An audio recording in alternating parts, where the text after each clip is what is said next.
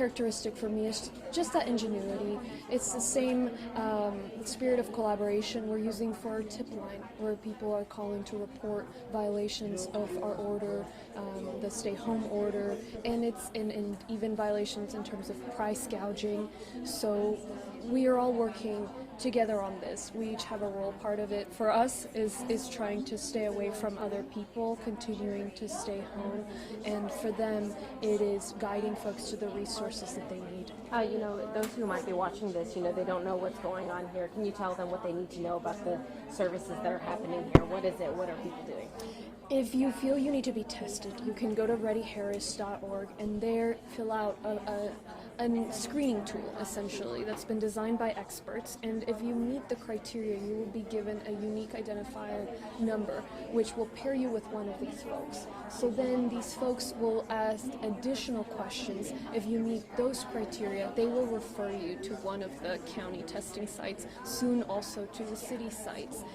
Basically what we're doing here is we know that testing supplies have been very limited for the needs in our region. We finally received some materials from the federal government, so we've already done since Monday over 2,500 tests just in the city locations, the county locations. The city's done some more, all free of charge for anyone who qualifies based on their symptoms and their needs.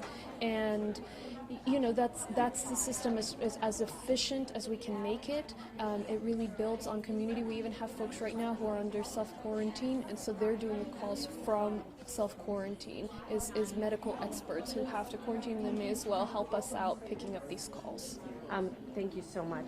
Can we ask you about how the county is doing with supplies and, with the coronavirus, the state of it as of today? As of today, we are doing well in terms of supplies. We are awaiting an additional shipment from FEMA in the next couple of days.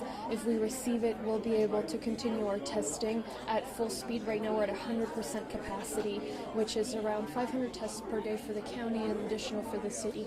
Now that's really what we depend fully on those federal government supplies because of the limitations everywhere. So if they don't arrive, we would have to stop all of this essentially. And that's why the truly sure tool that we have that we know is not going to run out is our ability to stay away from one another as best we can and stay home. And so I wanted folks to just see the work that's being done on behalf of them. A lot of these folks, trained volunteers, nursing students, we've got like 90 medical students who want to come help, and we just don't have enough seats for them, so we're working on that. And so you can keep these folks safe, first responders, medical professionals, folks on the front line safe by staying home, by doing your part as well. My last question just has to do about the price gouging with, the Texas AG, kind of seizing what we had originally wanted to get access to. What's the status of that, and, how is the county dealing with that? We got word of a man who was trying to auction off N95 masks, and so we quickly went out there. We worked with the Texas Attorney General. I issued an order to seize all of that, and the idea was to purchase it at fair market value to be able to distribute it amongst our communities. Unfortunately, once we went and started looking at the inventory, it turned out the vast majority of those masks, there were about 750,000, all but about 10,000 were moldy.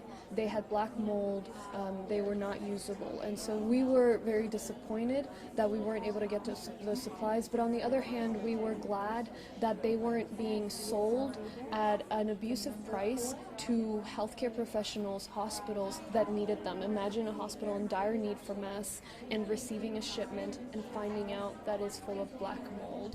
And so that's why, we still rely on our residents to call in these kinds of things. That was somebody reported, somebody is auctioning off masks online. And so if you see price gouging, visit readyharris.org this weekend, as we're trying to assess what's next in terms of an order. Are folks obeying it? I think they are, but we need everybody's help keeping an eye out. If you see blatant violations, again, the intent is to keep folks as far away as we can, to keep that distance, and that's the only way we're going to beat this disease, and we're going to stay ahead of what other communities are facing as close as New Orleans.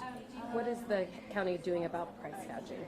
About price gouging, our main tool is folks reporting these instances to us through readyharris.org. There is a line you can call, and there's a call center like this, and we refer that to our county attorney's office and take the appropriate action, like what we did with this recent case, where we're able to seize some masks or ask that they be turned over to us that were being auctioned off.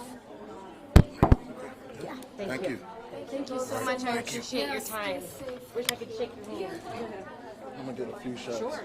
And then we'll be done. And you know about the whole like info and stuff. Huh? Like don't get like sensitive. Oh, yeah.